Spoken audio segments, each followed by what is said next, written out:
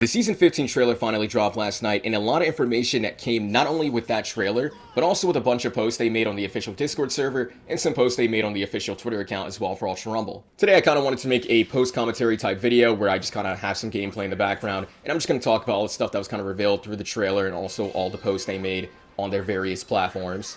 To begin with, this time around, they did confirm that we're getting 3 characters this season. It's not going to be like a surprise drop, if you will. We know we're getting 3 characters. We know who 2 of the characters are, and they kind of hinted towards the 3rd one, but a lot of people, myself included, have a pretty good idea of who this 3rd one probably is.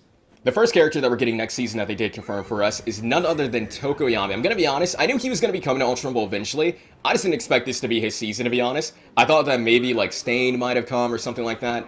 I know a lot of people also thought Star and Stripes, but, like, Tokoyami, I'm not too sad seeing him here. Tokoyami's a really sick character, and they also did a moveset showcase over on Twitter, so we have a really good idea of how his alpha, beta, gamma, and special action work as well.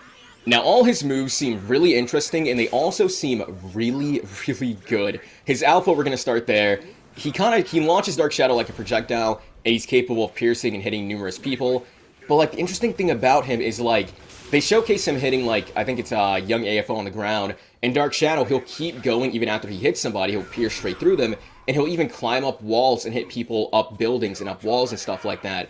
And they showcase him hitting the young AFO at the bottom, hitting Shigaraki up top. So I just feel like that move just has, like, a lot of utility, just because you could just be throwing that move out, kind of like as you see fit, hitting people at ground level, but again, Dark Shadow will keep going, and if someone's behind that person, he'll hit them, and potentially even also climb up structures to hit other people up above as well. And for what I saw in the clip, the alpha also has a pretty good hitbox too, so I feel like it's going to be really easy making that connect. I think it also took like 3 hits, I believe, to get hard knockdown as well, from what I saw. Then moving on to his beta honestly reminded me of Assault Endeavor, just kind of the Assault Endeavor beta, where he kind of does like a little AoE field on the ground, kind of indicating where he's going to be attacking, and then he calls Dark Shadow to that position, and Dark Shadow will show up there and do an AoE attack at everyone in the vicinity. This is looking like it's going to be one of his main combo moves. I'm pretty sure in the clip they showcased the beta being used and then comboing with the alpha after landing the beta. So that's probably going to be one of his main combo starters, if you will. And then we get to his gamma, which his gamma is honestly super, super interesting. So one, it's like a shield, similar to Strikiri beta, Kendo beta as well, where he can kind of protect himself. But he, like, while Dark Shadow has the shield up, Tokoyami himself can move around freely. So they showcase him running around. You can also have the shield follow, like, your crosshair, your aim, or just have it set to block the direction you started at. So, like, they showcase he had Dark Shadow protect his back while he's, like, running away, which makes it seem super, super good for disengaging. They also showcase he can have the shield up and also heal himself as well. So usually you'll have like a Strikiri, shielding his teammates so that they can get a heal off, or maybe like Assault Kendo as well, shielding her teammates so they can get a heal off. But now in Tokoyami's case, he can shield his teammates and also shield himself, and he can heal himself as well with the shield up too, which is really, really good utility. And as if that wasn't insane enough, they showcased, I believe, young AFO downing him, and he was allowed to use his gamma while he's on the ground and shield himself, and protect himself to crawl away to a safe spot to res, which just seems super, super insane to me. It reminds me a lot of, like, the Tech Dabi self-revive, where, I mean, if they're directly on top of you, they're just going to bypass your shield and probably still thirst you anyways. But if someone does down you from long range, that shield might buy your teammates time to maybe get a res on you, or might buy yourself some time to crawl to a safe spot to res. And I already saw some people talking about this, and I agree. The Strike Dabi tuning, I think it might get some good value on Tokoyami, just because, again, he can shield himself when he gets downed, so you can actually, get that self-res off pretty quickly. I think it's like, what, 8 seconds at the highest level? So you can protect yourself maybe for like the 8 seconds, or buy yourself a little bit of time to crawl to a safe spot and get up off the ground super, super quick as well with that tuning. And honestly, all this stuff already seemed pretty good, but then we get to a special action, which is like a 2-in-1 type of special action where it's doing numerous stuff. One part of the special action, I believe it lets him like have a super jump and All Might type jump. He can launch himself up and also fly around a little bit, glide around. They showcased him healing in the air. A lot of characters, a lot of the flyers can already do this. Endeavor, Nejire, Armored All Might. They can all Hawks. They can all heal in the air, but they have to start the heal first and then sprint in the air to then proceed to, fly while doing it. But they showcased him actively flying, and then he started his heal. So I don't know if that means they'll be kind of reworking the way these flying characters can heal in the air and they can just kind of start it whenever, or if that's just going to be a him thing where he can just kind of start up his heal whenever he's just kind of flying around. They then showcase the second part of his special action where he calls Dark Shadow to wrap around himself and kind of enhance himself similar to Deku's gear shift. They say it enhances his mobility, and it did seem like he was running much faster with it active as well, so that's going to be super nice, and it also enhances his melee. It makes his melee into like a projectile, if you will, so I think he's going to be another melee tuning merchant, where he just really, really takes super well advantage of the melee tunings, Iron Fist, Embrittlement. Assuming it works with like the long-range melee he's doing, he's just going to take super really good advantage of these melee tunings, acceleration as well. Transplosive might be good on him, again, assuming that the melee tunings will apply to his projectile part when he's in the special action. And you can also cancel the form at any time by hitting the button again or by using a different quirk skill. But yeah, that just seems like a really, really useful special action. That special action is also his only source of movement. Nothing else in his kit really aids him movement-wise, so all he has for movement is that special action of his. All in all, Tokoyami, he's seeming super, super solid. Again, he's got he's got AoEs, he's got piercing abilities, he's got the ability to hit people on different floors at the same time, hit somebody at the bottom floor, and Dark Shadow keeps going and hits somebody up above as well. He's got defensive capabilities with the shield, but not only that, he can defend his teammates, but also he can defend himself, get some heals off too. On top of that, defend himself if he goes down, which is also going to be super helpful. And then the special action, enhancing his melee, making his melee into a projectile, if you will, giving him a speed boost, letting him super jump, letting him fly around. He's got a lot in his kit to work with. We don't know the damage numbers, but I imagine he's going to be hitting decently hard as well, given the recent characters we've been getting. Now then, aside from revealing Tokoyami, they did showcase the new costumes we're getting next season. It looks like we're getting some more like fantasy kind of costumes, with Tokoyami getting the Armor of Abyss and Kaminari getting the Armor of Holy Light.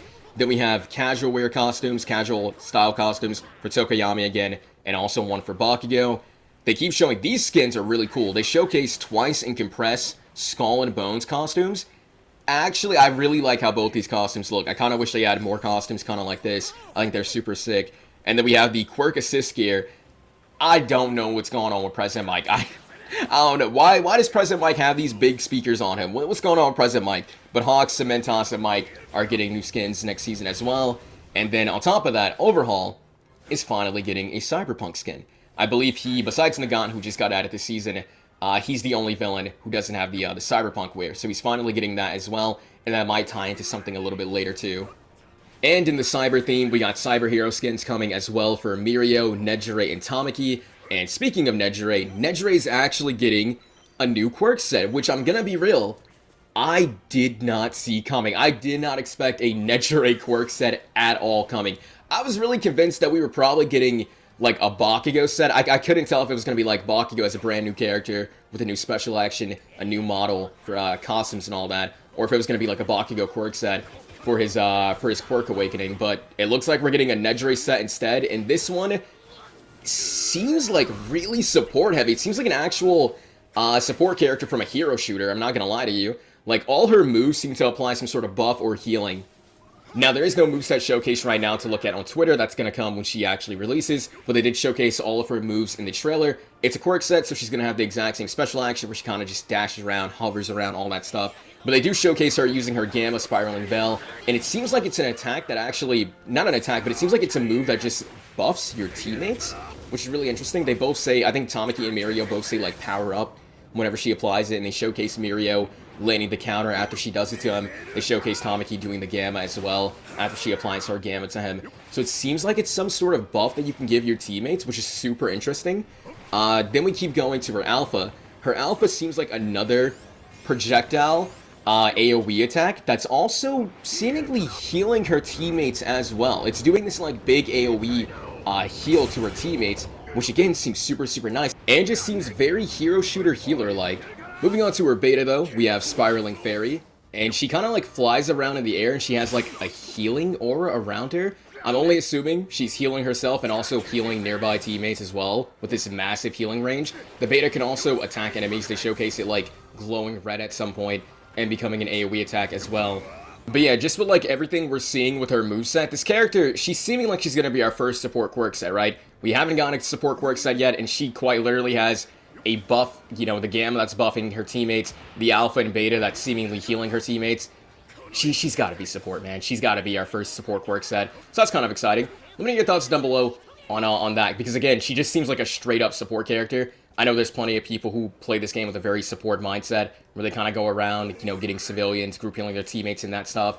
And now they have a character that can directly just buff your teammates' damage, potentially, and also heal them with your alpha and beta. So let me know how you guys are feeling about that. Let me know how you're feeling about Tokoyami as well. I'm sure plenty of people are excited for him, because he was kind of leaked to be coming. I think it was like Season 13 we thought he would come, because he was leaked alongside Jiro. And at long last, Season 15, he's finally here. Now, the trailer does keep on going to show that we're getting a new stage, Neo Academia, which I am super, super excited for. We finally have another map, and it's going to be so much fun exploring the map, trying to learn, like, all the loot locations where golden boxes spawn, that kind of stuff, and also, getting a feel for every single character, playing as them on the map, and seeing, like, which characters feel super good and which ones maybe struggle on it a little bit. The new map, from what I'm seeing, is also giving me, like, Chaos City type vibes, where it just kind of seems like it's going to be a massive map as well. It seems like it has, like, a lot of levels to it, and just, again, it just seems like a really, really big map. So, again, I'm going to have a lot of fun exploring it, and I'm looking forward to it a lot. And then the trailer ends with a roadmap and also showing the Ultra Rumble logo, like, disassembling. That's hinting at the next character, and it's very likely that it's going to be Overhaul. A lot of people have kind of guessed that's going to be him, and I also feel the same way. I think they're hinting towards Overhaul. The question mark for, like, the new character is coming out around the same time that we're getting the Overhaul Cyberpunk skin, so it kind of just fits that, we're going to be getting a new Overhaul quirk set, and then that Cyberpunk skin that he's getting will probably just be on that banner as well. We have potentially our first ever support quirk set with Nejire. We have Tokoyami coming out, and he's seeming like he's going to be super fun. And then we also have potentially an Overhaul quirk set on top of a new map that's going to be super fun to explore. And we also have some balance adjustments to look forward to. They kind of gave us a sneak peek at what's to come over on Discord. And to begin with, we have an adjustment for Armored All Might, who is actually getting an HP nerf. They're lowering his HP from 400 to 350. And they don't just stop there. They have another adjustment coming for Armored All Might with his alpha, the fire damage, and they kind of say plan adjustment, reduce the burn damage of his quirk skill alpha. The burn damage was higher than that of Shoto Todoroki, Dabi, and Endeavor, the three people who actually have fire-based quirks, and proved stronger than intended. However, it is proven to be more powerful than originally intended at the time of implementation, so we will be adjusting the damage values accordingly. So his burn damage is getting nerfed. I don't know if they're going to make it do like the exact same amount that like Dabi, Endeavor, and Shoto do with their burn damage, because it is super insane that he just had significantly more than them, or if they're just going to lower it to do like 30 damage total, 20 damage total, something like that. I'm not too sure, but we do know he's getting a burn damage reduction to his alpha. The changes they let us know are coming. Don't stop there. We also are made aware of a one-for-all deku change that's coming to his quirk skill beta, interestingly enough. Plan adjustment, when using the charged version that performs 5 consecutive downward strikes, it will now consume all remaining ammo. Interesting change, it just means when you do get that beta powered up and you do the held version where you launch yourself up and come down with the AoE attack, now instead of being able to do that like 2 times in a row, I guess, if you do that once, it's going to consume your entire beta gauge in the process. So interesting nerf, and they keep things going with a special action smokescreen plan adjustment. Aim assist will be disabled for characters inside the smoke. And they go on to say this adjustment was made because the skill can be used repeatedly when combined with a specific tuning skill, all for one usage. As a trade-off, instead of making further adjustments to quirk skill B, we plan to strengthen Midoriya's one-for-all special action. I'm gonna be honest, I never had any sort of issues with the special action smokescreen, nor did I ever have any issues with the beta Detroit Smash Quintuple. This character, the adjustments that I was kind of anticipating was something with like the melee, the gamma, the alpha, something like that. So these adjustments they're making to him, they don't really hit me super hard, I guess. They don't really seem like they're going to be super, super crazy. I guess the ammo count thing is going to be big, because again, if you commit to that held beta, you're now giving up your entire beta cooldown. But let me know your guys' thoughts on the changes that are coming one-for-all dekus way down below. And then we have Lady Nagant, Special Action Scope Mode Adjustment. She was designed to excel at long-range combat, but combos involving aerial melee attacks have become easier to land than originally intended since her release. To address this, we plan to increase the delay before scope mode can be used after performing an aerial melee attack. Basically, they're nerfing air melee into special action. I'm sure we've all seen it. You come across Nagant who's literally just spamming air melee over and over and over, because if they hit you with a single air melee, they can go into that special action headshot, and you just took like 400 damage in an instant. It seems like they're going to make it so that's not going to be possible anymore.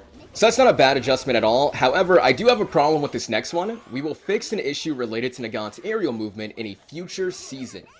I'm taking this as like they're aware of the Nagant exploit that's kind of going around, where you have like these Nagants flying around and being super annoying using this this exploit to, get out of jail free kind of in a lot of cases.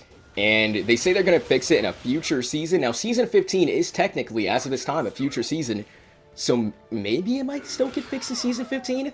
Or maybe they mean like, hey, we're probably going to fix this bug potentially Season 16 or later. And that kind of sucks if they're going to leave that exploit in the game for, another season. And then they continue on to say, due to certain unintended behaviors resulting in higher than expected performance, adjustments are planned. I take this as they're probably going to nerf her, like, damage and movement later on as well, because the character is just performing way too well. So probably nerf alpha damage, maybe something to do with the beta, maybe special action damage as well, possibly her gamma movement, something like that. They just have more adjustments planned because the character, she's performing extremely well, which we all know how strong that character is, so that's no surprise. And the other new character they added this season is not safe off the chopping block. Armored All Might, he's getting adjusted. Lady Nagant, she's getting adjusted. And now, Shigaraki, 1000 Handbrake, he's also getting adjusted. Quirk Skill Alpha, 1000 Handbrake, plan adjustment. After using the skill, ammo is consumed immediately upon use. This skill currently allows him to deal damage to opponents with virtually no risk, resulting in a combo that is more powerful than originally intended at the time of implementation. So basically, they're going to be nerfing Tomura being able to cancel his alpha. If you cancel the Tomura alpha, whether you're doing the combo or whether you're trying to bait somebody out with it, you're going to be consuming an alpha charge in the process. So if you try to do the one combo, I think you can do, what is it, you roll out of it 3 times, maybe 4 times. But I'm going to assume you can do it like 3 times, and then you go for the actual alpha hit on the 4th hit. You would use up 4 of your alpha ammo counts now, as opposed to only using up 1 currently. Because right now, as it is, you can just kind of roll out of it, and you don't lose anything by doing so. So not a bad adjustment at all. He'll still have, it looks like, the Ray Boss build, unless they do end up nerfing the tunings. This is kind of like just a preview of some changes to come, so they still might make some changes to the Revenge tunings as well, to kind of nerf the build going around with him. And then we have Toga, where they go on to say, we have identified multiple issues, including behavior when using specific tuning skills. These will be fixed in a future season, and we will share details once the fixes are complete. Again, I don't know how to feel about this, because, like, Toga has so many exploits right now going on with tuning. She's a lot of exploits in general. Whenever they add new characters, they seemingly never test tunings on her, and she always gets, like, some new bug. They seem to be aware of these exploits, but they say they're going to fix it in a future season, which, if it's Season 16 or sometime after, that kind of sucks that they're leaving the exploits in for that long. So I'm going to hope that future season means possibly later on in Season 15. I don't know. I feel like if it is, though, they would have just said in Season 15 they'd fix it, but it kind of sucks that it seems like we're going to have to wait until Season 16 or after for these, like, Toga exploits as well to get fixed. And then coming in with the last few changes, finishing attack button, plan adjustment. The button was changed to a hold input to prevent accidental activation. A button setting is planned to switch the input method in Season 16. So basically, if you don't like the current way you execute, in Season 16, they're going to add, I imagine they're going to add a setting that lets you go back to the old way where you just simply hit your melee button and you go straight to executing. And then we have past event items. We are planning to add a feature that allows certain items to be exchanged using specific items. This is still under consideration, so please wait a little bit longer. I imagine this just means they're going to add some way of you getting past event stuff. So past event costumes, past event voice lines. You know, all this stuff from these previous events that maybe you might have started Ultra Rumble after these events ended and now you're missing a skin that you really want. They seem to be considering adding a way to get it, possibly, but they want us to wait and, continue to think upon it. And the last thing they let us know is about tuning skill level up behavior. They say we plan to add a feature that allows multiple level ups at once, a feature that allows multiple levels to be increased at once, a feature that allows recommended costumes to be viewed for each character, a feature that allows recommended character memories to be viewed for each standard tuning slot categorized by color, and a feature that allows recommended character memories to be viewed for each special tuning slot categorized by color and battle style. This all just seems like some quality of life improvements. We've all made builds before, we've all, had to upgrade every single slot in a build, and it's kind of tedious, especially when you're making, like, numerous builds back to back. It's just kind of tedious when they're on different costumes, upgrading everything over and over and over again. So they're just making so you can upgrade everything all at once as a quality of life improvement in the future. And then the other changes seem like they kind of benefit new people getting into the tuning system, because it seems like it's going to, like, recommend you costumes, potentially recommend you tunings, the major tunings, the minor tuning slots as well, and what to kind of utilize for your costumes for builds, in case you're lost on how to build, Dabi, Shoto, Deku. If you're just new to the game, you don't really know what to do, it'll just kind of help you out a little bit.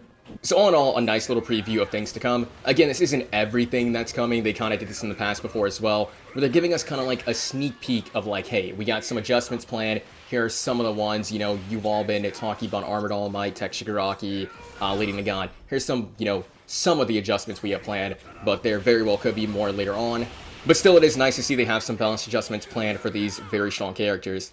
That is all the information they felt like sharing with us though, but still some very exciting stuff to come. Tomorrow we're going to have Tokoyami along with a new map, and I am looking forward to both of those very, very much so. Let me know your thoughts down below as well on everything we kind of know is coming. Let me know how you feel about potentially a support Nejire. Again, we have our first character, our first potential support quirk set, but also just our first character who just seems super, super support oriented, besides, you know, Overhaul with his special action. No other characters kind of the same way. I guess the other characters with instant revives and reinforced revive and all that, I kind of fill that role, but she actually has attacks that are actively healing and buffing her teammates, which I don't think we have currently. And then speaking of Overhaul, let me know as well if you think that Overhaul might potentially be the secret character that we are in fact getting.